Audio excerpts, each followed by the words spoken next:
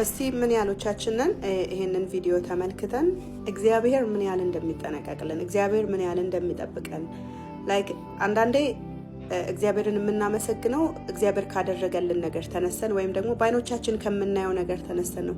ይሄን ቪዲዮ ስትመለከቱት ይሄ ሰውዬ እንግዲህ ምንም አያውቅም፣ ከኋላው ምን እየተከናወነ እንደሆነ አያውቅም፣ ምን እየተካሄደ እንደሆነ አያውቅም። ግን አጠገቡ ያሉ ክፉ ሰዎች በጣም ምናልባት እኮ ወዳጅ ነኝ ሊል ይችላል እዚህ ከኋላ ያለው ማለት ነው። ነገር ግን ሰይጣን ተጠቅሞበት አጋንንት ተጠቅሞበት ክፋትን ሲሸርብ ለሞት የሆነ ነገር ሲሸርብ፣ ሰማይ ግን ሞትን በህይወት ቀይሮለት የእግዚአብሔርን የምሕረት እጅ እናያለን።